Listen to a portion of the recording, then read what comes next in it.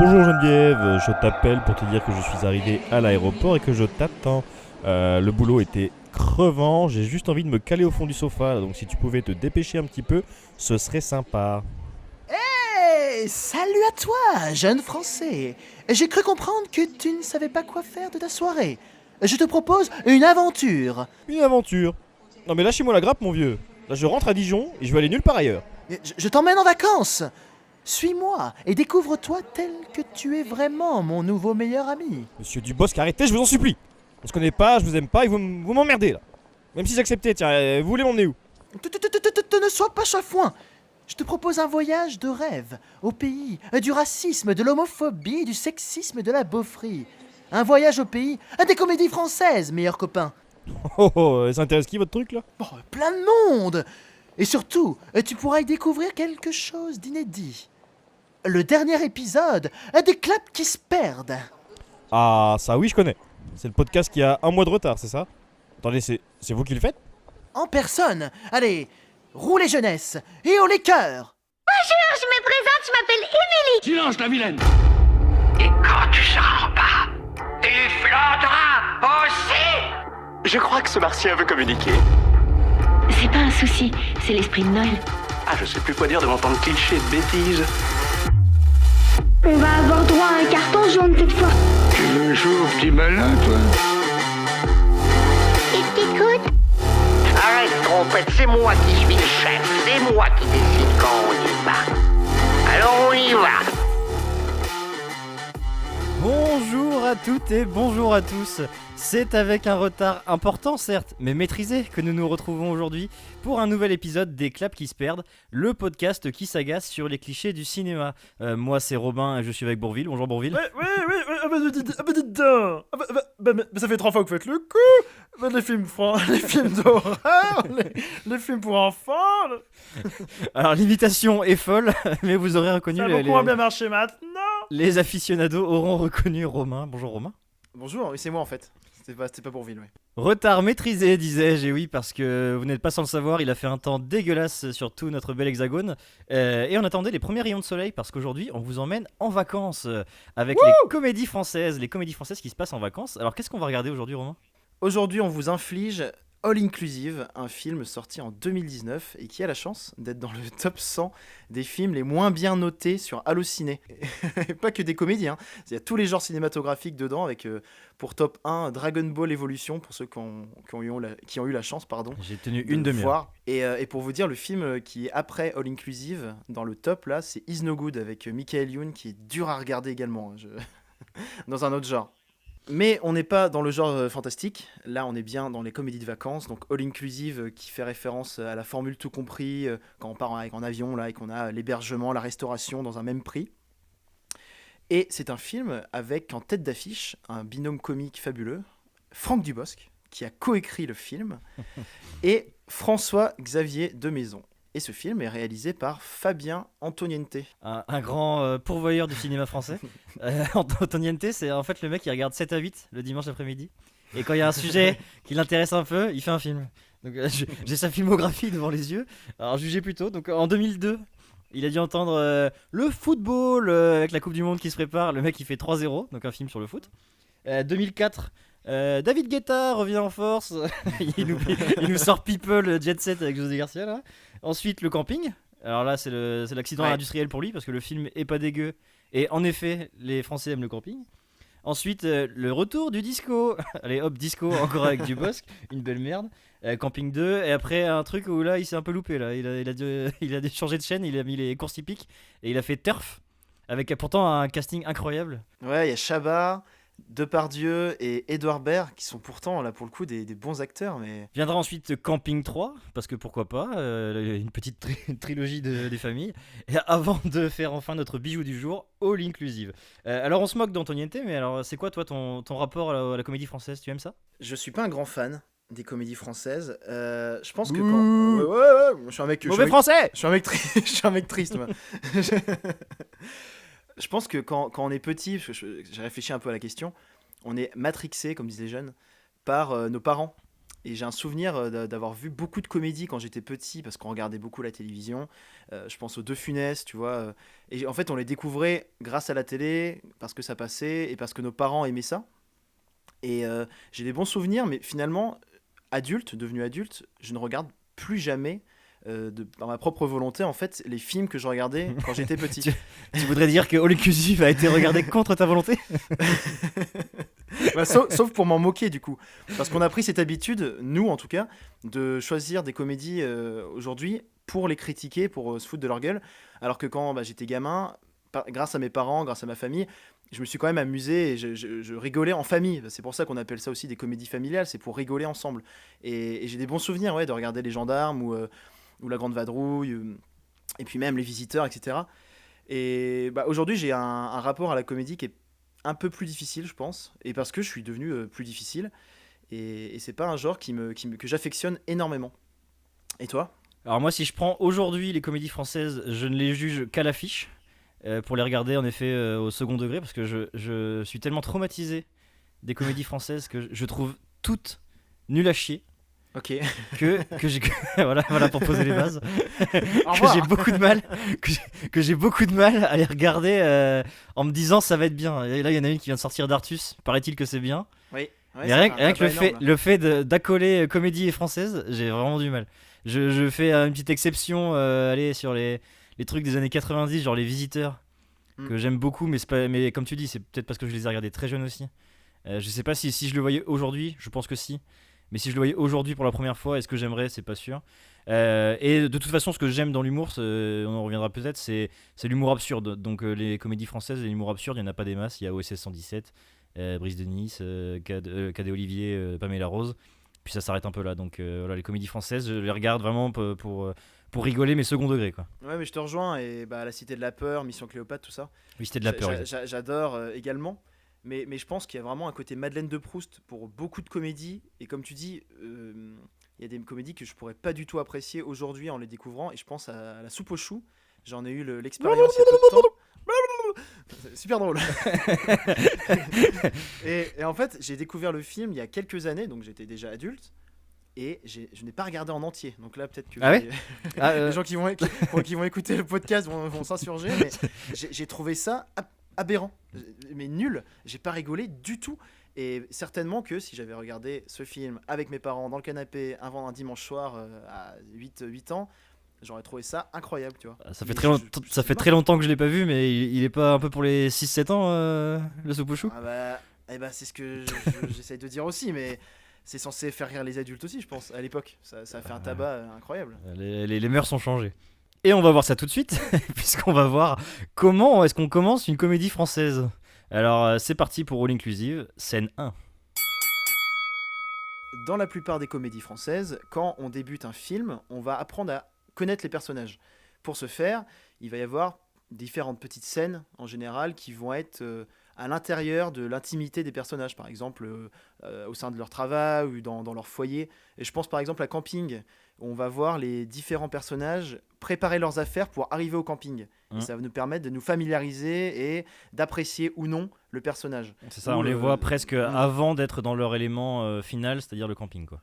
Exactement, et je pense aussi à Bienvenue chez les Ch'tis, où on va apprendre à connaître Cadmerade avant qu'il arrive dans le Nord. Et heureusement, comme ça, on va se familiariser avec son caractère, avec sa femme, avec sa famille, et au pourquoi il débarque tout à coup dans le Nord. Je fais une mini incise. J'ai été très cash avec les comédies françaises, je m'en excuse. Et je m'en rends compte maintenant parce que Camping et Bienvenue chez les Ch'tis, je ne déteste pas. Voilà, je te laisse t'en continuer. C'était juste pour pas m'engueuler avec tous les fans. Les gens étaient en train de taper des commentaires insultants. Ouais. Et pour le coup, All Inclusive ne rentre pas dans cette catégorie puisque on va être, comme on dit en littérature, on va rentrer in medias res dans le film et dans le scénario, dans un seul même endroit, un aéroport. Donc le film commence directement en fait dans un seul lieu. Et si je devais comparer justement à Bienvenue chez les Ch'tis, c'est comme si on débutait le film avec Cadmerade dans sa voiture qui débarque dans le Nord en fait, et que on apprenait à connaître tout d'un coup avant même l'introduction. C'est donc dans ce format un petit peu de huis clos finalement que Antoniente va mettre en place un peu les enjeux. Alors pour faire un petit point scénario, on a notre héros, François-Xavier de Maison, FX pour les intimes, que j'appellerai FX pendant tout le podcast dans le film. Qui s'appelle Bruno Voilà, il dans le s'appelle film. Bruno dans le film, pour moi ce sera FX. FX donc qui a le rôle d'un personnage très antipathique, qui part en voyage avec sa femme dans un club all inclusive, donc en Guadeloupe. Sauf que ça ne se passe pas comme prévu, puisqu'au comptoir de l'aéroport, la femme, qui est jouée par Maïwen, qui vient prendre son qui vient prendre son chèque. qui joue 5 minutes dans le film en tout. Voilà, donc Maïwen perd son passeport. Alors là, c'est la catastrophe, ça peut arriver. Mais alors, un Oui. couple sain, que fait-il il s'explique peut-être. Enfin, Il s'explique, ils sortent de la file et ils trouvent une solution. Voilà. Soit ils partent autre part ensemble, soit en tout cas ils restent ensemble. Quoi. C'est ça. Alors là, ça se passe pas comme ça, parce que FX pète un câble directement. Oui, toujours comme ça, n'importe quoi. Voilà, ce qui agace à raison Maïwen, qui décide donc de faire une scène devant tout le monde, de faire vraiment une dispute assez hardcore quand Assez même. corsé. Puisqu'elle va, elle va donner la liste des choses qui vont pas dans leur couple, C'est ça. de la sexualité, en passant par les attentions et en passant par son caractère. Donc c'est un peu très classique, un cliché déjà. Voilà, Maïwen part donc, on ne sait où. Elle sort de l'aéroport, et alors que fait FX ? Est-ce qu'il va partir la chercher, peut-être s'excuser, essayer de discuter ? Oh bah non, il va plutôt aller, il va mettre ses affaires à la douane et puis il va partir dans le hall de l'aéroport. Et alors, dans cette queue d'aéroport et dans le hall, Antoniente, il va laisser en gros 3 secondes à chaque personnage pour se présenter. C'est-à-dire, là on a réuni à l'aéroport, on va dire les 80% de tous les personnages qui vont nous suivre pendant 1h30. C'est le parti pris du film, c'est de dire, ce sera les 3 secondes de gloire dans le film. Et il faut pas les louper, parce que une fois que ces 3 secondes sont passées, si t'as pas leur histoire de base, ça va être compliqué pour le reste du film. Donc on a Balasco, sa punchline c'est sale pute. Super, on y reviendra. On a un groupe de 3 filles qui part, bon c'est un peu genre EVJF, mais c'est EVJF de divorce. On a un Québécois qui a comme rôle d'être québécois, c'est-à-dire d'avoir un accent. Et on a enfin Franck Dubosc. Dis-moi en plus sur Franck Dubosc. Alors Dubosc, on va le découvrir comme tous les autres personnages pendant la file d'attente, là pendant la dispute du couple, en faisant des singeries. Il fait des singeries à la Dubosc. Il regarde presque la caméra. Il est déjà hyper exaspérant quoi. Alors moi je dois dire que c'est le seul moment où il m'a fait rire dans le film. J'aime bien Dubosc quand il parle pas en fait. T'aimes bien Dubosc de toute façon. Oui, je déteste pas. Je l'avoue, je ne déteste pas. Ouais, on reviendra plus longtemps sur son cas bientôt. Mais bon, il me saoule comme tout le monde. Mais Oui. Je tiens à dire que la seule prestation que j'aime de lui, j'y pensais là dernièrement, c'est son doublage dans Nemo. Voilà. Oui, en effet. Parce qu'on l'oublie peut-être, mais c'est la voix française de Marin, le papa de Nemo. Complètement. Mais dans All Inclusive, il avait rien d'un papa. En fait, c'est un personnage assez mystérieux comme dans Camping, puisque de toute façon, c'est quasiment le même personnage. D'ailleurs, il y a une blague, la blague sur son prénom et son nom de famille de Camping. Oui, c'est la même. Chirac. Patrick Chirac dans Camping, et là il s'appelle Jean-Paul VI. Vraiment c'est nul. Donc ils refont exactement la même blague. C'est un rapport avec le pape Bah non, ça n'a rien à voir. C'est paresseux, Oh là là. ça c'est exactement la même blague. Et en plus, je m'énerve. Et en plus ça marche pas parce qu'il a une gourmette où c'est écrit Jean-Paul VI en chaffré romain. Donc forcément qu'il a pensé au pape, au moins celui qui a fait la gourmette. Et ce qui est fou, c'est que c'est pas drôle du tout, parce que Patrick Chirac, il est toujours connu. Il était C'est vrai. encore très connu en 2006. Il était déjà encore président. Alors que là, Jean-Paul VI, mais qui a la ref Clairement. Bon, en tout cas, il a ce même rôle un peu de Joe l'incruste. Hein. Il va s'incruster, c'est une sangsue en fait. Il ne connaît pas FX, qui va partir en Guadeloupe. Il va l'inciter à partir en Guadeloupe, et il va être un peu son meilleur ami forcé à partir de ce moment-là du film. Et cette Joséphine Ange Gardien Wish, ce qui est beaucoup dire, parce que Joséphine Ange Gardien c'est déjà pas fameux, va s'envoler pour la Guadeloupe. Et alors là on continue l'exposition des personnages puisqu'on arrive au bus et on va faire la rencontre des animateurs. Alors on a Mr V, que vient-il faire dans cette galère ? C'est fou, hein. Le youtubeur Mr V, qui est quand même drôle, moi il me fait bien rire. Ouais, moi aussi sur ses YouTube. vidéos courtes, et là il se retrouve dans un long métrage. Et il va prendre un peu le personnage dans Les Bronzés de Thierry Lhermitte, qui s'appelait à l'époque Popeye, voilà. Et là, il s'appelle Pépito. C'est un hommage raciste. Et donc, toujours pas de background des personnages. On a juste des punchlines, comme tu l'as dit tout à l'heure, dans l'aéroport. Sauf que là, on se retrouve dans un bus, un peu comme dans dans la scène de Nos Jours Heureux, Mm. où on a également les personnages qui se présentent. Mais sauf que dans Nos Jours Heureux, il y a déjà eu des présentations précédentes dans le train des personnages, on les a déjà vus un petit peu. Là, non, pas du tout. Mr. V, il va juste faire du Mr. V, mais C'est abrutissant. ça, et quoi. lui, Eh, bonjour tout le monde, bienvenue en Guadeloupe. Il fait une espèce d'accent là c'est insupportable. ça. Et lui, son personnage, c'est donc le dragueur. La première scène où on le voit, et il demande à une jeune fille. Enfin, il dit à une jeune fille son numéro de chambre, et derrière la jeune fille, il y a sa mère. Donc, une petite blague pédophile, ça fait jamais de mal dans une comédie française. Et alors là, on a un truc étonnant, c'est que, donc on le disait, 3 secondes pour se présenter chacun, et si on loupe, on est mort. Eh bien, il y en a 2 qui le loupent, cette petite présentation. Il y a les 2, parce qu'en fait, il y a 3 moniteurs. Dans le hall Ouais. inclusive, il y a Mr. V et il y en a 2 autres. Et alors les 2 autres, on ne dit pas leur nom. Et pour une bonne raison, c'est que on ne les connaît pas. On- Ils loupent leur présentation. Bah, il loupe, c'est le scénario qui a loupé à la présentation, parce que leur ligne de dialogue de présentation n'est pas drôle. Puisque tout ce qui a été précédemment évoqué, c'était soit de l'énervement du personnage principal, soit la lourdeur, et ouais, tu me saoules, machin, le passeport, soit des punchlines de Balasco, du Québécois, des 3 filles, Mr. V. Et bah là, les deux, ils sortent une phrase pour la première fois dans le film, neutre. Un peu du style, ouais, bonjour tout le monde.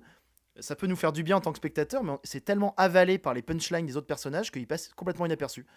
Exactement. Et si on conclut un petit peu cette scène d'exposition, c'est peut-être le premier défaut du film, c'est de ne pas avoir su présenter bien les personnages. Et ils vont traîner ce boulet pendant tout le reste du film. On ne les connaît pas, on ne les connaîtra jamais. Et ça part de là. Le problème part de là. C'est qu'au début, ils n'ont pas eu la place qu'il fallait, quoi. Arrivé au club, on retrouve notre héros, FX, qui arrive au comptoir. On lui donne les clés de son lodge, sa cabine, sa chambre nuptiale, la plus belle suite de l'hôtel, qui se trouve en fait carrément Sur le excentrée même. Hein. Elle est sur le sable. C'est vraiment le luxe à son paroxysme. Mais malheureusement, notre deuxième héros, Dubosc, Jean-Paul VI, lui va avoir un petit souci. C'est qu'il n'a pas de chambre qui lui est dédiée. Alors c'est drôle parce que c'est une petite blague qui n'aura pas de finalité. Enfin, en fait, on saura Oui, pas on pourquoi saura ils ont fait jamais cette blague. pourquoi il a pas de chambre. Est-ce qu'il se présente au comptoir comme FX là, mais on lui dit bah ouais, bah monsieur Jean-Paul VI, bah non, désolé, on n'a pas de réservation à votre nom. Et on se dit bah en fait c'est un loupard quoi. Loupard, expression de 1953. Toi, t'as regardé tous les films de Funès, non? Et finalement, comme c'est pratique, on va proposer à Dubosc de séjourner dans la suite nuptiale avec notre ronchon de FX, ce qui va finalement composer notre duo comique. Et nous arrivons au deuxième cliché de ce film. Le virus du Bosc. Alors là, le film, il pourrait encore retomber sur ses pattes. Je trouve que, certes, l'exposition est ratée pour certains personnages, mais ça pourrait encore y aller. Sauf que cette première rencontre entre Dubosc et FX, elle va être catastrophique. Et pour comprendre pourquoi elle est catastrophique, il faut aller un petit peu dans le fonctionnement des films comiques, et notamment des duos comiques. Pour faire un petit point sur les duos comiques, en général, ça se passe toujours à peu près pareil. On a, comme les clowns, le clown blanc et l'Auguste. C'est-à-dire le clown blanc qui va être un petit peu le référent du public, qui est sérieux, souvent un peu autoritaire, et qui va donner la vraisemblance à la chose. Et en face de lui, on a l'Auguste, qui est un peu l'idiot qui fait tout capoter. Là, on a donc l'Auguste qui est Dubosc, et on a le clown blanc qui est FX. Sauf que quand le déséquilibre est trop grand entre le talent et entre le jeu des deux, ça se casse la gueule. Alors avant de parler de FX et Dubosc, on va peut-être évoquer des duos qui marchent bien. Moi je pense immédiatement à Reno et Clavier dans Les Visiteurs. Ouais, carrément.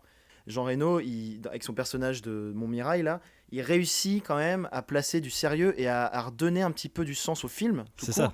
Et à garder le fil rouge, c'est-à-dire retourner dans le temps. Et même, il va engueuler au sens propre le personnage de Jacouille pour le cadrer, en fait. C'est le cadrage de ce personnage. C'est finalement lui qui est garant du scénario. C'est lui qui fait avancer l'histoire pendant que l'autre fait ses petites facéties. C'est presque un rôle de personnage secondaire tout en étant un personnage principal, ce qui doit pas être facile à jouer. J'ai un autre exemple dans Le Dîner de cons. Je Oui. pense que c'est un exemple hyper classique, mais Thierry Lhermitte, qui est aussi dans l'eau inclusive, là pour le coup il a un super rôle, c'est que il est sérieux, il est très peu drôle, Thierry Lhermitte dans Le Dîner de cons.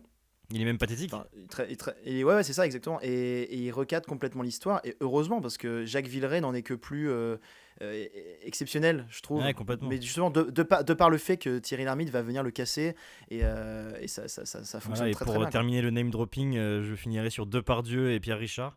Même si je suis pas un grand fan de Pierre Richard personnellement, je trouve qu'il surjoue. Pour moi, c'est le Dubosc des années 80. C'est un peu vieilli, je trouve aussi. Complètement. Ouais. Et dans La Chèvre et Les Fugitifs, voilà, c'était un duo qui marchait bien. C'est un duo qui marche bien parce que, tout comme Reno et Clavier, c'est parce que le clown blanc, le sérieux, est un bon acteur. C'est un acteur qui a du charisme et qui peut cadrer le gigolo d'en face. Et alors là, le problème, c'est que FX, notre cher de maison, il est pas bon, quoi. Il est pas bon du tout. Il est catastrophique et ça entraîne le fait qu'il se fait cannibaliser le film total par Dubosc, qui lui, il est en roue libre complètement. D'ailleurs, ça se traduit même de manière scénographique par la position des personnages. Donc, tu vas avoir FX qui va être avachi sur un lit c'est vrai. en mode observateur. C'est vraiment le début de la scène où Dubosc il s'introduit donc dans le cabanon là, dans la chambre. Et en fait, t'as Dubosc qui va faire du stand-up. Il va jouer Dubosc et il va commencer à faire des sketchs à la suite, des punchlines. Et il joue devant FX. Et FX, il est là, il regarde et il ne prend aucunement le contrôle, quoi. Tu disais dans la scénographie, c'est encore pire que ça, c'est au sens psychologique du terme. Parce que qu'est-ce qu'il regarde FX avachi dans son canapé? Il regarde le zizi de Dubosc. Ouais, il y a une blague sur la nudité. Ça, c'est un running gag de Dubosc dans beaucoup de ses films. Alors dans Camping, il avait l'honneur de se mettre en slip, et maintenant il se met tout nu, ça y est. Et Antoniente, il fait pas dans la dentelle, c'est pas un réalisateur, il est pas subtil le gars. Donc, Non, pas trop. donc là, Dubosc est à poil, et bien on va le montrer à poil, c'est-à-dire que les 3/4 de l'écran sont pris par ses fesses. Il met les mains sur les hanches comme ça, et puis il regarde FX qui observe, qui n'a aucun contrôle. Et il va lui sortir, du coup, j'ouvre les guillemets, je vous sors la phrase du film, vous me direz si vous dans les commentaires si ça vous fait rire. Et il dit à Dubosc: excusez-moi, vous comptez rester comme ça tout nu devant moi? J'ai l'impression d'être dans une station-service. Je t'en supplie, par respect pour la situation, mets un slip. Et je vous jure qu'il le dit exactement comme ça. Comme s'il lisait. Voilà, donc Dubosc, c'est un peu une allégorie du film. Dubosc qui est à poil, qui domine totalement FX, qui est beaucoup trop discret, qui parle pas assez fort, qui est pas assez sérieux en fait, parce que lui-même des fois il est un peu perdu. Il sait pas s'il faut lui-même qu'il joue un petit peu l'idiot, alors qu'il faut surtout pas. Dans ces cas-là, il faut surtout pas. Il faut complètement cadrer quand t'as un zinzin comme Dubosc en face. Il faut complètement cadrer et lui il cadre pas. Et justement, dans Camping 1, si on fait le parallèle, puisque ça ressemble beaucoup au final, Gérard Lanvin qui a le rôle un peu de maison là. Lui, il réussit complètement à cadrer. Il a une carrure, il a une autorité naturelle, je dirais même. Je pense, au-delà même de l'acteur. Ouais, moi aussi. Et ça fonctionne bien dans Camping. Chirac, là, il est un peu écrasé. Là, de maison, il y arrive pas du tout. Une fois ce duo très mal parti, le film, j'ai envie de dire commence, mais en fait il commence jamais, donc le film continue. Et donc on a une pub géante pour le club All Inclusive. C'est un peu comme dans Camping, le club existe vraiment, c'est le Princess, le Little Princess. Ouais, donc c'est en Guadeloupe, un gros espèce de cottage géant là, avec des bars. C'est ça, et alors l'accent est mis sur ce qu'on peut faire dans All Inclusive, notamment boire de l'alcool, on y reviendra un petit peu. Donc ça prend des cocktails. FX, il a bien oublié sa femme, parce qu'au-delà de l'alcool, ce qu'on fait dans un All Inclusive, c'est qu'on fait l'amour avec des inconnus. FX, il a bien oublié sa femme qu'il a vue pourtant la veille, parce que il se retrouve rapidement au lit avec une autre femme. Voilà, celle qui est pas. Ouais, de la première soirée, il va tranquillement, il va, et puis ça va être facile pour lui. Ah bah complètement, on sait même pas comment il l'a draguée d'ailleurs. C'est celle qui fête son divorce. Il se retrouve au lit avec elle et bon, il a oublié sa femme, mais pas trop quand même, parce qu'il dit ouais non je le sens pas. Au moment de passer à l'acte, il a un petit point de recul de c'est peut-être pas bien. Non. Merci. 8 heures après avoir pris l'avion. Niveau histoire, donc après une nouvelle péripétie de Dubosc, ça y est, FX il en a marre, il veut changer de chambre officiellement. Mais sauf qu'il se rend compte que les autres chambres sont pourries ou occupées. Apparaît alors dans l'équation un nouveau personnage débronzé, c'est Thierry Lhermitte qui arrive en tant que directeur du centre cette fois. Donc ouais, on avait Balasco et du coup on a Thierry Lhermitte qui apprend aussi son petit cacheton. Parce que son cachet c'est pas grave. Et des petits cachetons aussi je crois. Et qui joue un un personnage un petit peu vénal. C'est ça, lui, c'est pareil, il a sa caractérisation. Il l'a un peu plus longue, peut-être peut-être que son statut d'ancien bronzé lui fait gagner 15 secondes d'écran, parce que lui, on comprend que c'est donc un directeur qui est proche de ses sous. Donc il veut qu'il y ait moins d'alcool dans les trucs, il veut qu'il y ait moins à manger, tout ça. Et donc, niveau histoire, son grand problème à lui, c'est que FX a la suite nuptiale alors qu'il est tout seul. Et là, il va y avoir une grande idée et nouveau virage pour Une le grande idée film. made in comédie française. Du coup, de Maison, tout proche de quitter sa suite de luxe, va regarder Dubosc. Et là, déclic, étincelle. Il se dit, et si on se faisait passer pour un couple gay? Et alors, Comme c'est original. c'est ça, et c'est la scène qui va entamer un petit peu toute la nouvelle partie du film, je dirais, qui est cliché à gogo. Cliché à gogo, voilà, je dis cliché à gogo. Très bien. Des clichés et des stéréotypes, donc notre nouveau couple. Bienvenue en France. Bienvenue en France. Dubosc et De Maison, notre nouveau couple gay, arrive à la piscine. Et en fait, c'est un peu comme dans la scène de l'aéroport, tous les personnages qu'on a évoqués précédemment, les animateurs, le trio de filles, le québécois, vont se retrouver au bord ou dans la piscine. Et là, il va y avoir une suite, mais de micro-scènes. Festival, c'est un festival. Un festival de lourdeur et de blagues, mais franchement, plus que limite. C'est le, Je rigole, mais c'est le festival Pas de très- Cannes. pas forcément très drôle. C'est le festival de Cannes des clichés. C'est un peu toute l'essence des comédies françaises qui est là réunie là, dans son jus, quoi, dans une piscine en plus, donc dans son jus au sens propre. Alors, dans la trinité des stéréotypes, on commence par le sexisme, tiens. Alors, on a des filles dont la seule caractérisation est d'être une fille, qui sont assises autour de la piscine. Alors, qu'est-ce qu'elles font, les filles? elles discutent en fait des hommes, Voilà. du mal, dans les deux sens du terme. Il y en a une qui lit un Guillaume Musso, l'autre qui lit Closer, et en fait elles discutent de ce qu'est, j'ouvre les guillemets, un homme parfait. Et au même moment, t'as Mr V qui passe et qui fait une espèce de drague. Salut les filles, retour en Guadeloupe, qui fait une petite danse. Franchement, Et alors, au passage, l'homme idéal pour ces filles, c'est FX, c'est François-Xavier de Maison, parce que elles sont 3, et sur les 3, il y en a quand même 2 qui vont finir dans le lit de François-Xavier de Maison. Alors, et le pire, c'est qu'à chaque fois, c'est lui qui refuse. c'est ça. Donc il y a vraiment, elles sont à chaque fois contrôlées. Elles contrôlent rien, les nanas. Elles se laissent embarquer dans le filet de FX et en fait elles contrôlent pas, elles se font dégager, elles glissent, elles tombent à chaque fois quand elles Oui, sortent c'est de vrai, la t'as cabine raison. de FX. C'est des, Tu vois, il y a c'est des vraiment un marionnettes. truc, presque une métaphore de bon bah non, ça marche pas. ça Et même dans le fonctionne pas. scénario, elles sont complètement oubliées parce qu'aucune d'entre elles n'a une histoire. Donc on sait que la principale des 3, elle vient de divorcer, mais on n'a aucun background là-dessus. On sait pas quand c'était, on sait pas Ouais. comment était son ex-mari, machin. Et les 3 ne sont là que en fait pour servir de potiche et d'arguments sexe en fait pour François-Xavier de Maison. Complètement. La seule qui essaye à un moment du film d'avoir une histoire, et ben ça marche pas. Alors elle est au lit avec François-Xavier de Maison, encore une fois.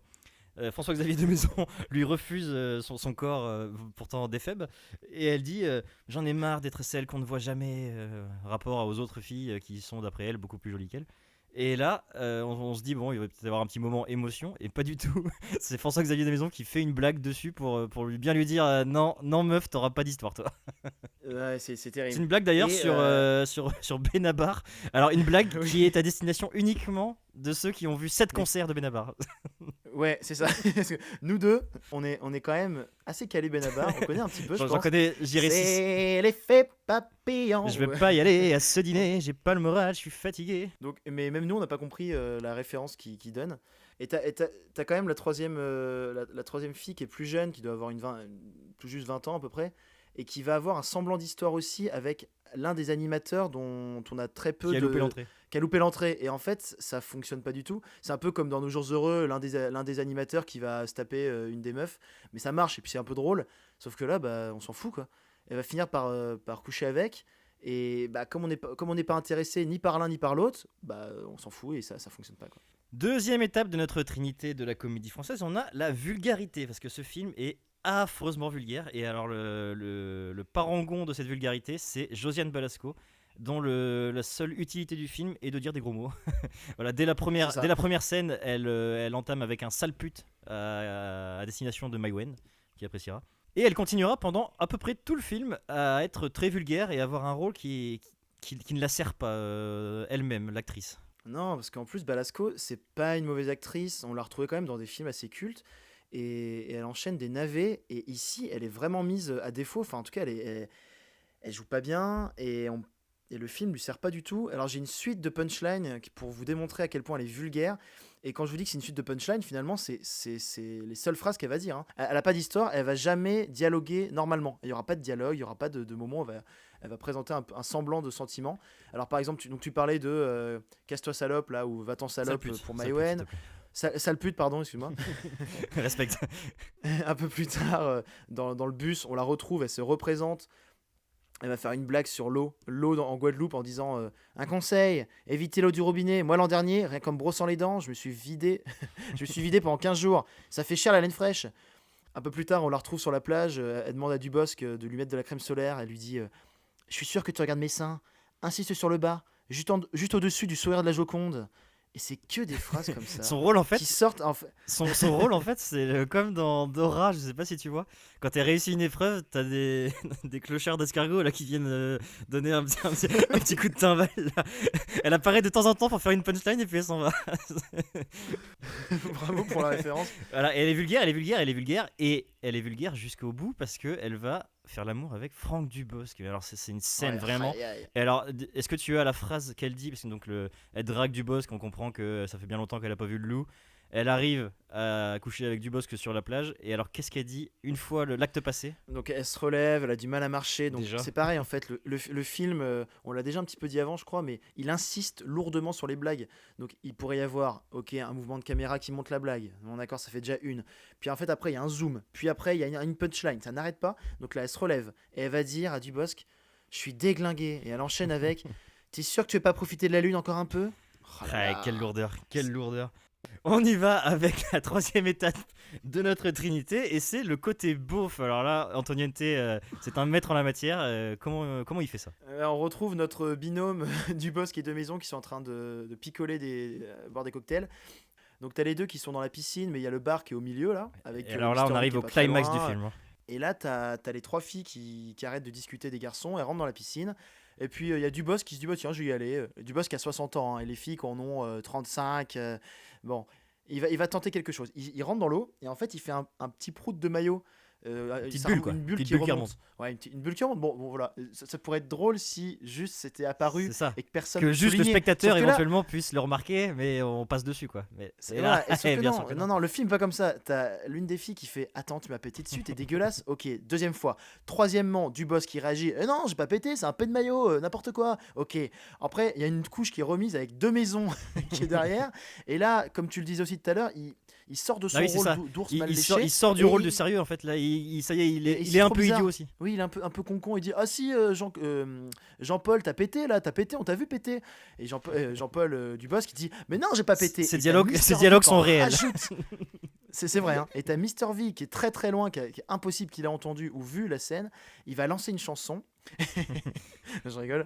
Et la chanson c'est Jean-Paul il a pété Dans l'eau. dans l'eau. Jean-Paul il a Dans pété l'eau. dans l'eau. Et là tout le monde autour de la piscine, donc tous les vacanciers, ils me lèvent les mains comme si c'était une musique d'animation là. Jean-Paul il a pété dans l'eau. Et ça dure 1 minute 30 cette C'est histoire. donc la grande classe. Par contre, tu te la racontes, mais toi, il y a quelque chose qui t'a fait rire dans cette scène quand même. Oui, quand même. Je crois que c'est un des seuls trucs qui m'a fait sourire, du moins, dans le film. C'est que Dubosc, il peut pas s'empêcher de dire dans l'eau en levant les bras. Donc il est pas content, il a honte, il a non, j'ai pas pété. Mais dès qu'il y a dans l'eau, il fait non, j'ai pas pété dans l'eau. Mais non, j'ai pas pété dans l'eau. Voilà, merci l'humour. Je fais un petit point, on est sur les beaufs là, sur Mr. V. Parce que donc, tu l'as dit, il est un petit peu dans la scène. C'est lui qui lance la musique, cette chanson française inestimable. Et ça marche sur YouTube ce qu'il fait. C'est-à-dire qu'il fait vraiment le beauf. Ouais. Tu l'imites mieux que moi, mais bonjour Guadeloupe. Voilà, ça marche sur YouTube parce que ce sont des petites pastilles et on sait que c'est une petite pastille pour faire le beauf. Sauf que là, vu que ça dure 1h30 et qu'on le voit faire que ça, et ben ça marche plus en fait. C'est un vrai beauf. Il n'y a pas de second degré en fait. Le second degré disparaît totalement. Il est dilué dans tout ce que fait Dubosc et FX. Et encore une fois, le film, on peut s'attendre à un moment donné qu'il fasse une forme de pause dans les sketchs et qui s'attarde enfin à l'histoire des personnages. Et ça n'arrive jamais. Et même Mr. V, on pourrait se dire à un moment donné, on va avoir un petit plan un peu plus long où ça y est, il va expliquer que bah non, derrière ce personnage de gros beauf, il y a quelque chose. Un peu comme Thierry Lhermitte dans Les Bronzés, où à un moment donné, il va sortir un peu de sa carapace et expliquer que bah, il se sent seul. Et ça n'arrive jamais. Et pareil pour Dubosc. En fait, il y a des Tentative, il tente à des moments donnés des micro-tentatives de, comme tu l'as dit tout à l'heure pour la fille qui va dire ah mais ouais mais moi je me sens seul, et en fait à chaque fois ils se il y a font un casser personnage par qui est une là. blague, par une punchline.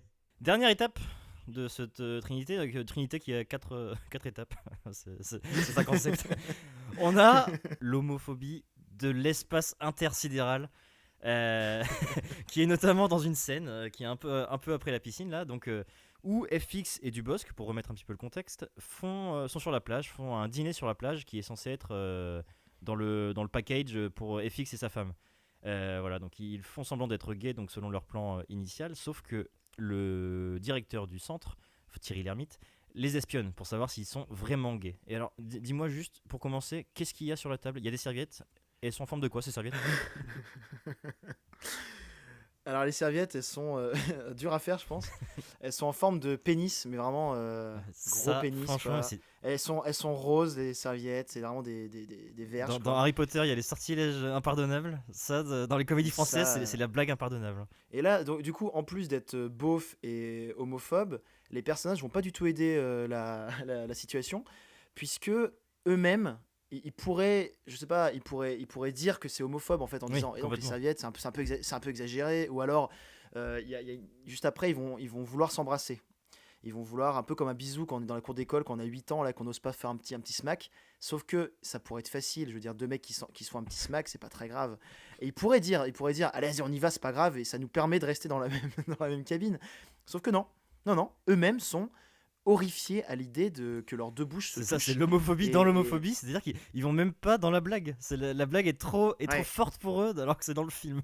Ils arrivent pas à s'embrasser, ils se rapprochent. Le directeur il regarde, et encore pire, ils vont pas le faire. Parce que le directeur, donc, je sais pas pourquoi d'ailleurs, il se retourne. Il considère qu'ils sont bien gays, parce qu'en fait, et donc, il a ils peur vont de se faire pas faire le manipuler. smack. Et pour comparer à d'autres films, je pense à Dujardin, que ce soit dans Brise de Nice ou dans OSS, ça peut fonctionner d'être même homophobe ou hyper sexiste, parce que les personnages de Brice ou de OSS, ils sont ultra travaillés et ils sont stupides. On accepte. Voilà, ça, ils sont débiles quoi, mais débilement, c'est écrit quoi. Donc OSS, voilà, qui va aller dégager le muezzin parce qu'il chante, ou alors faire des blagues hyper sexistes. Voilà, en fait, il faut avoir posé le personnage avant quoi. C'est ça, on comprend complètement que c'est que lui-même en fait c'est un personnage qui est malheureux et qui comprend rien au monde qui l'entoure. Et encore une fois, il y a des autres personnes à côté qui vont être là pour le recadrer, qui vont être là, mais non en fait vous êtes complètement homophobe, vous êtes complètement sexiste, vous vous rendez compte, bonisseur de la batte, et ça permet d'équilibrer un petit peu ces situations qui sont OSS. C'est trop drôle parce que justement on peut rigoler d'un sexisme exacerbé grâce au fait que la femme de l'autre côté elle va être là, limite elle va nous regarder comme tu disais un peu le quatrième mur, elle a la limite de nous regarder et de dire oh là là mais ce mec il a pas compris dans quel monde on vivait. Là personne n'est là pour leur dire les gars vous êtes homophobe en fait, enfin c'est pas possible ce que vous faites quoi. Donc on poursuit le film. Pour revenir sur le fil rouge, donc il y a quand même deux maisons qui cherchent à retrouver l'amour perdu de sa femme qui est restée à Paris. Bon, là, il n'y a pas grand-chose à dire, si ce n'est qu'il attend en fait qu'elle lise les messages qu'il lui a envoyés. On ne sait même pas ce qu'il lui a envoyé en fait. On sait rien. À un moment, il va dire ah, elle a lu mes messages. Et après, il va lui envoyer un message ah, j'ai réussi à la contacter. Mais c'est fou qu'on ne sache jamais de quoi il s'agit. Il n'y a aucun plan sur le message. On ne sait pas. La femme, du coup, ils sont quand même partis, quand même bien chauffés entre eux. Quoi. Complètement. Potentiellement, il revient, elle a pris ses affaires et bisous, au revoir. Mais on verra plus tard. À un moment, ils s'engueulent aussi, les personnages, pour créer un petit peu de tension dans le film. Il y a deux maisons qu'on aura de nouveau marre du Bosc. C'est un peu comme c'est un peu une montagne russe. Des fois, il l'aime bien, des fois, il l'aime pas. Donc, à un moment, il le traite de yeuve. Ouais, t'es qu'un yeuve, personne ne t'aime ici. Et là, t'as Balasco qui va réussir à les réconcilier. Bon, ça dure 3 minutes. Et on va en venir à une scène d'excursion et qui va nous intéresser à un nouveau sujet, qui est celui du racisme. Eh bien oui, parce que vous vous doutez bien que si on parle de comédie française, on est obligé de parler de racisme, puisque c'est un petit peu le sport national. Et alors là, on est en Guadeloupe, ce sont donc les Guadeloupéens qui vont prendre dans leur gueule. Donc on part en Guadeloupe dans une excursion dans la forêt. Et qu'est-ce qu'il y a dans les forêts en Guadeloupe ? Il y a des animaux peut-être, il y a des arbres peut-être, mais surtout il y a des chamans. Parle-moi un petit peu de ce chaman dans la forêt guadeloupéenne. T'es déjà allé en Guadeloupe toi, je crois. Oui, oui, et je conseille à tout le monde, c'est magnifique. T'as vu des chamans ou Mais pas ? j'ai pas vu de Ah. Bah non, pourtant j'ai fait la merde, comment ça s'appelle, le volcan là, D'accord. la soufrière. Mais il y a pas de chaman. Et là, en fait, ils vont rencontrer, je sais pas pourquoi, ça fait partie du all inclusive, un mec qui est censé, un peu une voyante quoi, raconter l'avenir des vacanciers. Et pour invoquer un petit peu les esprits et tout, il va faire des incantations, des chants. Et c'est un peu cliché, mais il va faire Dembélé, Dembélé, Dembélé. Voilà, il évoque les joueurs de foot noirs. Voilà. On vous laisse juge de la drôlerie de la situation.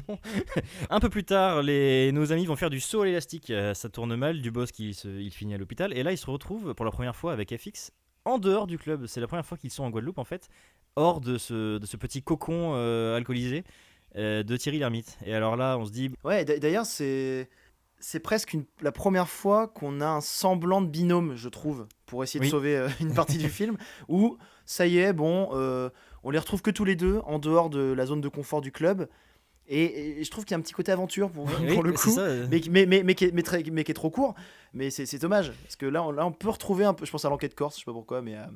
Jean Reno encore Reno Clavier. Je sais pas, et au final ça va tourner encore une fois autour de la beaufrie et des punchlines, c'est dommage, mais alors surtout c'était un semblant d'aventure quoi. Surtout du racisme, parce que l'aventure elle va tourner court, parce que nos deux amis sont donc en Guadeloupe, dans les rues de Guadeloupe. Je sais pas où ils sont en plus, enfin, il y a un hôpital, donc tu te dis c'est pas non plus dans la pampa de ouf.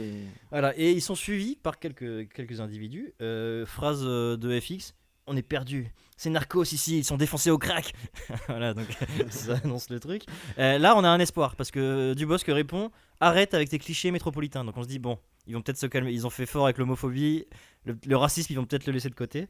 Pas du tout. Mais malheureusement, ils enchaînent. Et en fait, même le groupe, pour le coup, le groupe de Guadeloupéens, ça aurait pu être une vanne que le groupe de Guadeloupéens qui les suivait était hyper cool. Ah oui. En fait, non, mais messieurs, complètement, vous allez bien, ça on voulait savoir mille fois comment plus drôle. vous avez oublié un truc à l'hôpital. Ah, super. Eh ben non, eux-mêmes sont hyper clichés. Il y en a un qui fait ici c'est Guada. Voilà. Voilà, donc ils se font agresser et dépouiller. Et alors, le racisme va prendre tout son sens dans l'attitude de Dubosc et de Maison dans ce problème. Qu'est-ce qu'ils vont faire ? Ils vont imiter l'accent québécois, l'accent créole. De Maison, il va parler avec un accent créole. Pas des problèmes, hein, on veut pas des problèmes. Et t'as Dubosc qui va même en rajouter en disant: ah, tu parles créole, c'est super. Aïe, aïe, aïe. C'est pas drôle, c'est vieux. Et même dans Les Bronzés c'était tourné en Côte d'Ivoire, il me semble, à l'époque. Et c'est limite. pas ça, quoi. Ouais, c'est limite. Ah ouais, j'ai un souvenir de. C'est un peu. Il y a la scène où il négocie là. Oui, heureusement que c'est tourné genre Clavier qui perd la négociation, parce que sinon c'est un peu, ça fait un peu Tintin au Congo quand même. Ah oui, d'accord. Bon bah, mais alors, c'est pas vraiment forcément une excuse, mais c'était il y a 40 ans quoi. Là, 2019, on reparlait dessus en Guadeloupe. Putain, c'est chaud quoi. De retour à l'hôtel, on va avoir une séquence émotion, l'ermite Balasco sur le thème des bronzés, parce qu'il fallait. Je pense que même eux ils se sont dit bon, il faut qu'on le dise. Parce que donc on a l'ermite Balasco pendant tout le film, on sait que c'est un peu un hommage aux bronzés. Et donc là ils se rencontrent tous les deux. On se serait pas croisés dans un club quelque part, voilà, bon, on s'en fout. Le duo, ça va mal. Il se rouspète vraiment très fort parce que FX, FX il est à deux doigts de quitter l'aventure. Parce que ah ouais, c'est chaud. C'est très chaud parce que alors pourquoi ? C'est parce que Dubosc a jeté son téléphone dans l'eau. Il y a une super blague d'ailleurs de Mr V à ce moment-là. C'est ta blague préférée. Je crois. Il a le mode avion, le portable, il a pas le mode bateau. Mais Dubosc sort la carte émotion au moment où FX veut se barrer. Il lui dit des phrases. Là encore, c'est des punchlines, d'émotion. Essaye d'aimer les gens quand ils sont là. Et alors ça marche immédiatement. Ils sont rabibochés en 2 secondes. Bah oui, parce que en fait ils ont pas le temps. Ouais, ils ont pas le temps, ça enchaîne. Donc là, ok, ça marche, super, on est meilleurs copains. Merci l'émotion. Une fois cette scène terminée, on est de retour encore une dernière fois à l'hôtel pour une dernière soirée où on apprend que Maïwenn pardonne à FX et que FX est finalement content de revenir. Et c'est le moment pour nous de nous attacher à la dernière séquence. Comment est-ce qu'on finit un film comme ça ? Alors dans d'autres films qui fonctionne. On peut avoir de l'émotion, même dans des films comiques, messieurs, dames, parce que je reprends Bienvenue chez les Ch'tis, que en fait, je le prends comme exemple, parce que moi, j'ai bien aimé. Enfin, Oui, il est trouve bien. dans ce genre un peu comédie potache, si je puis me permettre, je trouve qu'il fonctionne bien et qu'à la fin, justement, on va réussir à conclure les arcs narratifs de chaque personnage de manière correcte, avec de la comédie et un peu d'émotion. Donc, que ce soit Cadmerat qui retrouve sa femme, Danny Boone qui finit avec... voilà, ça fonctionne. Sauf que là, comme on l'a déjà dit, bah, comme il n'y a pas eu beaucoup d'explications, d'évolution des personnages, la conclusion, elle est un peu maussade, je dirais, un peu... elle a pas trop de goût, quoi, pas trop de saveur. Oui, parce que les personnages étant mal écrits de base, c'est compliqué de boucler leurs arcs puisqu'ils n'en ont pas en fait. Donc leur arc se limite uniquement à ce qu'on disait au début, c'est-à-dire leurs 3 secondes d'exposition. Donc Mr. V, son arc, c'est uniquement d'être le cutard. Donc va conclure ça sans avoir eu un peu de gras dans l'histoire. Donc lui, son arc se conclut par son départ du club, mais un truc dont on n'a rien à foutre vu qu'on l'a pas vu. Oui. À part ses punchlines, on l'a pas vu du film, on sait pas qui c'est ce mec. Donc là, Oui, il ça quitte le club, c'est un se peu- passe durant une soirée, ça se passe durant la dernière soirée en fait du club. Il joue plutôt pas mal d'ailleurs, je trouve. Pour le coup, sa séquence finale. Mr. V. Oui, Mr. V. Franchement, malgré le fait que ça soit mal bouclé, je sens l'émotion dans son regard. Il s'est peut-être dit qu'il allait pas rejouer dans un film de sitôt. Ou alors il vient de regarder les rushs du film et il se dit Il fait putain, la merde. vache, ça va être dur. Donc c'est la fin pour Pépito. On a la fin pour notre duo comique, qui est sur un ponton toujours pendant la dernière soirée. Et on a un magnifique faux fou rire. Alors celui-là, il est à mettre dans les annales du cinéma français. FX Ah là. qui parle normalement et d'un coup. Et en fait, il le joue comme si c'était justement un bêtisier, ce que je disais tout à Oui. l'heure. Il le joue comme si c'était pas prévu dans le film, alors que ça se voit à 15 km que c'est prévu. Et en plus, il arrête d'un coup quand le film reprend, quand il reçoit un message de sa femme. En fait, c'est la conclusion avec sa femme. Et là, il arrête d'un coup de rigoler. Donc, Ça joue, marche pas, en fait. il joue mal et en fait comme il se détend jamais pendant tout le film, le personnage, tu te fais prendre par surprise par ce fou rire et comme t'as aucune compassion, aucune, je sais pas, on Oui, les aime puis en pas, plus, on les aime pas ces détestable. personnages-là quoi. Les deux, ils Ouais. sont détestables. Et donc les voir rigoler tous les deux, on n'a pas de, on s'en fout, ça marche pas. Leur fin n'est pas du tout crédible et ça marche pas quoi. Tout le monde reprend l'avion et arrive à l'aéroport. Quel aéroport d'ailleurs On Moi, sait je pas vote trop, pour- ouais. Soit pour Beauvais, soit pour Guadeloupe. Ils nous font croire C'est qu'ils sont à censé- Paris, mais c'était Oui. tout petit. Ils sont plantés dans les décors là. On a là-bas la fin aussi pour Balasco, qui se veut aussi une fin triste, mais c'est pareil, vu que le personnage était mal écrit et qu'on l'a pas vu du film, ça marche pas. Ouais, elle achète un collier et il y a les 3 filles, c'est aussi la fin. Ça permet en fait de boucler la fin de toutes les femmes. En fait, on les retrouve au même endroit. Une boutique de souvenirs, comme c'est Boutique de souvenirs, ouais. comme c'est original. Et t'as Balasco qui achète un collier. T'as les 3 filles qui arrivent, qui font ah bah dis donc, ça fait plaisir de voir une tête qu'on connaît. Alors, on les a jamais vus parler ensemble de tout le film, donc c'est super. Et là elles font c'est pour qui le collier du coup Elle dit bah c'est pour moi. Balasco a dit bah c'est pour moi. Vous voulez que ce soit pour qui 3 petits points qui veut dire bah en fait je suis une femme seule. Merci de nous faire un moment d'émotion à 30 secondes de la fin du film. Ça marche pas. Et pour notre fil rouge de l'affaire familiale entre FX et sa femme, ça se termine. Donc là, c'est la dernière scène du film. FX, est-ce qu'il a changé pendant ce voyage un petit peu initiatique là, au contact Ah, du alors, Bosque On a envie d'y croire parce qu'à un moment il dit ouais je vais lui faire un bébé à Paloma. Paloma c'est Elle sera Maïwen. contente, elle sera contente de savoir. C'est ça le déclic en fait. C'est pas de m'excuser, c'est pas de faire des efforts. Non, c'est de lui faire un bébé. Faut que je lui fasse un bébé. C'est ça. Donc FX retrouve sa femme à l'aéroport. Et déjà, elle lui en tient pas rigueur. Elle est venue le chercher. Je rappelle qu'une semaine avant, ils étaient quand même au bord du divorce. Hein. Et Elle maintenant, restait là en fait. Elle a dormi dans la Ouais. voiture pendant une semaine. Là, non, elle lui a pardonné. Elle est souriante et tout. Alors, ça va, mon chéri. Comment ça s'est passé tes vacances Ah, t'es tout bronzé, moi, moi, j'y étais pas. C'est super. Voilà. Alors, FX, on va savoir rapidement s'il a changé puisque ils sortent de l'aéroport. Et là, Paloma, donc Maïwen, a oublié, perdu. Mais c'est même pas. C'est perdu momentanément en plus. Oui, Elle a on sait pas. perdu ses clés de voiture. Voilà, donc C'est un ça. truc qui arrive à tout le monde. Et là, Ah, alors les comment clés, il je sais réagit pas où ils FX? sont. Et là, mais il n'y a pas une seconde, le mec il sort d'une semaine de fête et d'alcool. Le gars, oui, c'est pas possible. Encore, tu changeras pas. C'est pas vrai, mais c'est pas vrai. Et ça se termine comme un film des années 30 sur une image fixe avec FX qui lève les bras au ciel et c'est pas vrai. Et ça T'as le s'arrête. générique Alors, qui vraiment, ça, c'est descend. dégueulasse. Ouais. C'est dégueulasse. C'est dans. Je reviens encore une fois à Pamela Rose. Il se moque de ces fins-là. Genre, Ils il y a font un moment. semblant. Voilà, Mm. oui, à la moitié du film où on croit que c'est fini, justement, c'est une scène fixe et le générique. Et en fait, c'est pas du tout fini. C'est Et très alors, drôle, ça. là, ouais, et encore une fois, humour absurde. Et alors là, en fait, non, c'est fini comme ça. C'est premier degré. C'est vraiment la fin. Et alors, Mais c'est pas vraiment la fini. fin. C'est ça, parce que fidèle à la tradition des Avengers, on a une scène post-générique. Et alors, dans les Avengers, on a souvent le héros du film suivant. Donc, on a. C'est pas.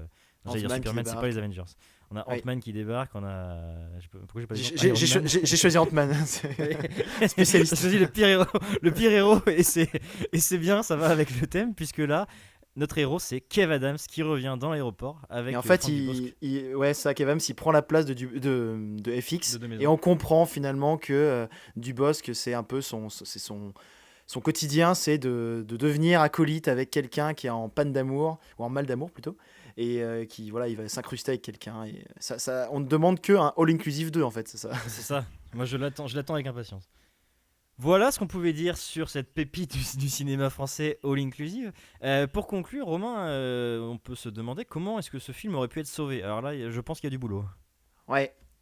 Mais c'est vrai que sur la thématique des comédies de vacances, c'est quand même un genre dans la comédie qui est compliqué, je trouve, qui est compliqué à faire. Donc c'est pas pour donner, pour mettre des pansements sur All Inclusive, mais c'est sûr que les stéréotypes et les clichés, ils arrivent facilement. À partir du moment où tu prends un couple, déjà, un couple de Français qui débarquent dans une situation qu'ils connaissent pas, ou même un groupe de vacanciers, on va vite rentrer dans des clichés pour que ça soit comique. Ouais. Néanmoins, il y a quand même des solutions pour que ça soit un peu moins cliché. Donc on a parlé par exemple pour Brice de Nice au OSS, même si ça se passe pas en vacances, mais c'est peut-être de travailler un personnage qui soit très bien écrit et qu'on comprenne que l'absurdité ou la méchanceté du personnage ait une raison et une backstory un peu. On comprenne pourquoi il est débile, pourquoi il est plein de stéréotypes. Et déjà, il n'y a pas ça dans ce film-là. On en revient au problème du scénario en fait, tout simplement. Là, le scénario, il est catastrophique, il est raté. Même d'ailleurs, même Dubosc, que je regardais une interview de lui, l'a admis. Il a dit parce qu'il est co-auteur du scénario. Et il a dit lui-même, oui, c'est pas terrible. on l'a fait trop vite. Et donc, en fait, il s'est rendu compte que le scénario, il tenait pas debout pour aucun des personnages. On a juste FX qui a vraiment, enfin, oui, Ouais. soyons honnêtes, il a quand même une histoire avec sa femme. Sauf que c'est très mal amené, qu'on n'a aucune nouvelle de sa femme pendant tout le Oui. film. Donc on Ni peut ça, pas s'attacher du tout à cette relation qui est censée être là. En plus, c'est censé être le sel du film parce qu'à la fin ils se Tout à fait. retrouvent. Donc c'est le climax du film. C'est est-ce que ça a marché ces retrouvailles. Sauf que ces Ensuite, retrouvailles, on s'en fout. On n'a pas de nouvelles de sa femme. Et j'en viens ensuite à la qualité des acteurs. C'est pareil, on l'a évoqué. FX, donc François-Xavier de Maison, même s'il a reçu le César pour avoir interprété Coluche dans un film qui est pas trop mal, il joue bien Ouais, dedans. Quand même, les deux personnages principaux là, Dubosc et lui, sont des personnes qui viennent de la comédie, enfin du stand-up, donc ils font des one-man shows. Et ça c'est mon avis, mais je sais pas ce que t'en penses, mais ce sont pas des véritables comédiens. Ils ont pas été dans la comédie française. Ah, je vais à mon corps défendant, je vais mettre une nuance. Pour moi, Dubosc, il est pas si mauvais. Voilà, je l'avoue. Comme acteur, franchement, je le trouve pas si dégueulasse. Il sait le faire, ça. Là, c'est juste qu'il y a pas de répondant en face, mais quand il y a du répondant, pour moi, c'est un très bon rôle secondaire en fait. Ouais, Il est très bon dans les rôles secondaires, dans les rôles où t'as pas que lui à l'écran. Quand il y a que lui à l'écran, il est insupportable. Mais je pense à un film Incognito, encore avec Ouais. Benabar d'ailleurs, le Oui. fil rouge de l'émission, avec Benabar, où là il a un rôle plus secondaire. Oui, c'est pas mal, ouais. Il est entre le secondaire et le principal et ça lui convient bien. Tu le vois de temps en temps, il fait ses punchlines, il est content. Le public est content s'ils aiment bien Dubosc.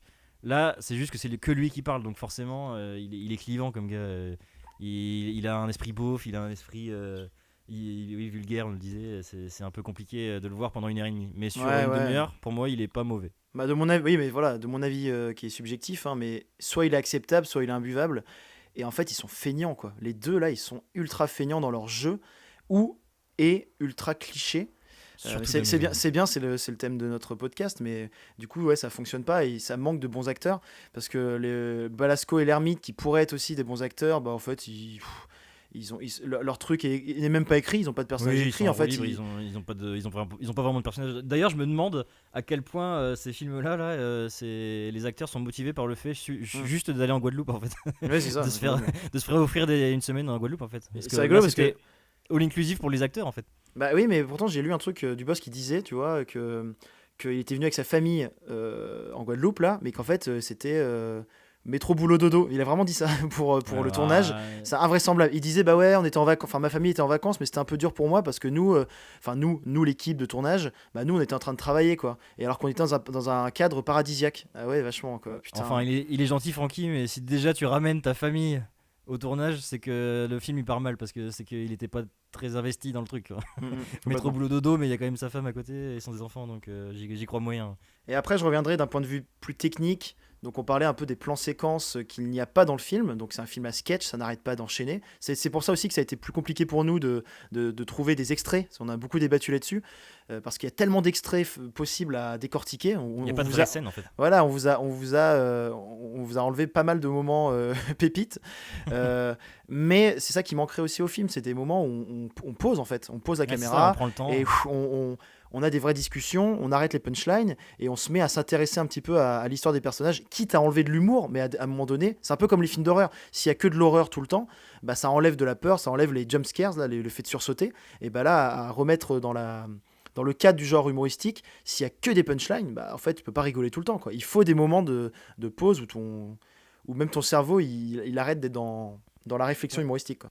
Pour éventuellement conclure cet épisode, est-ce que toi il y a une scène en particulier dans une comédie française qui t'a fait exploser de rire? Voilà, je dis le mot exploser.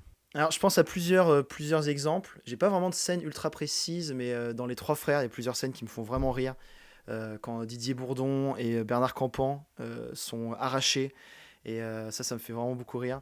Il y a quand même Les Visiteurs, peut-être moins maintenant, mais je sais qu'à une époque ça me faisait extrêmement rire, même toute la scène quand il mange en mode viens instable avec nous, oh non messieurs, non ça quand même ça a peut-être un peu vieilli, mais je trouve que c'est ultra bien fait. Ouais, je trouve ça excellent.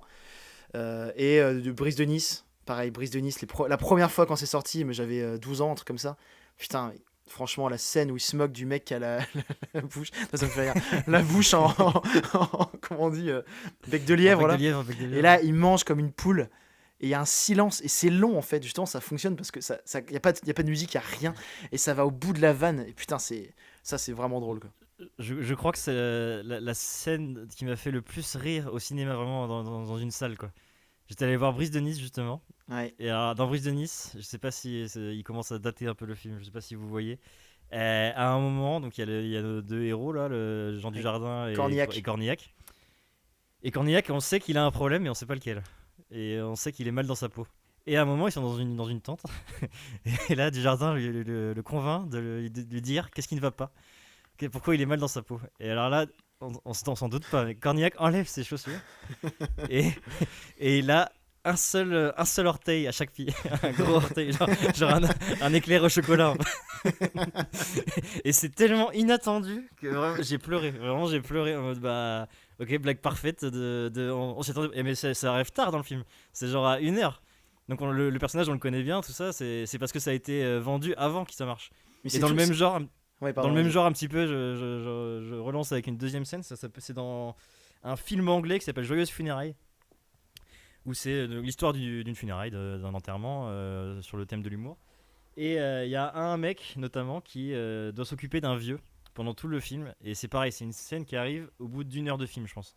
Donc on a déjà vu le mec qui, ça le fait chier. C'est un vieux en fauteuil roulant qui est très méchant en plus, et il arrête pas de se faire taper avec une canne et tout. Il est limite en train de pleurer alors que c'est l'enterrement de son oncle, je crois, donc il est triste. Voilà. Et à un moment, il doit emmener ce mec aux toilettes. Donc en fauteuil roulant, et ça me fait rire. vous sentez l'humour pipi caca qui arrive. Le mec le met aux toilettes, mais on le voit pas en fait, on le devine. Et là on entend juste un petit bruit et le mec il fait non. Et donc on comprend, mais sans le voir, qu'il lui a chié sur le bras parce que le bras est resté en dessous. J'adore cet humour. Si tu pars sur les humours absurdes comme ça, je pense à Hot Shot, la série des Hot Shots. Ça putain, ça me fait vraiment rire. Et pourtant je l'ai français pour le coup. Non, mais je l'ai montré c'est pour ça que je dis ça. Je l'ai montré il y a pas longtemps à mes colocs, et ils ont pas rigolé du tout. C'est vrai? Mais moi ça me fait putain de rire. Ah, la vache, ouais, mais genre tu sais, c'est l'humour où par exemple il y a un mec qui pleure, il a des lunettes, et il pleure tellement que ses lunettes deviennent un aquarium et il y a des poissons dedans. Et ça putain, mais c'est dans le même genre, c'est magique. C'est le même genre de film, c'est les films parodiques que moi j'adore. Il y a de Top Secret, oui, avec Val Kilmer, et il y a une scène notamment, alors, en plus qui doit coûter la peau du cul à faire, C'est un mec qui est dans un train et il regarde dehors et donc, tu vois qu'il avance. Donc tu te dis c'est le train qui avance. Et en fait non, c'est le quai.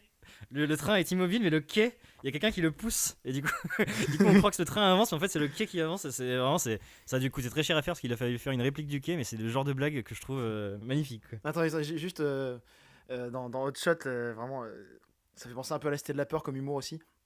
Ça me fait très rire. Et il y a un mec qui est au bar et il dit, et il dit à la nana à côté, et il dit bon, c'est ma tournée.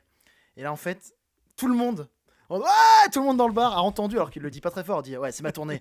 Et là tout le monde ouais. Et en fait il y a des gens qui rentrent dans le bar qui ont entendu dehors, mais des gens genre il y a 30 personnes qui rentrent et puis après t'as des gens qui tombent du plafond, qui descendent en rappel, ouais c'est la tournée. Et du coup il y a 200 personnes dans le bar juste parce que c'est très très drôle. Mais c'est des blagues encore une fois qui coûtent cher ça. Oui complètement. Il faut quand même les faire quoi. Et qui sort, tu peux avoir l'idée de base débile. Mais il faut le faire après. Les films français ils sont un peu timides là-dedans. Il y a Cadet Olivier qui essaye un peu de faire ça dans Pamela Rose, mais en moins ambitieux quoi. Ouais, carrément. Voilà ce qu'on pouvait dire sur les comédies françaises, sur All Inclusive et sur l'humour finalement. Merci à tous de nous avoir suivis. Désolé pour ce petit retard. On n'est pas connus pour être les plus ponctuels. Mais dis non, ça fait trop mal. Voilà, et merci bonsoir. Et à bientôt, bye bye.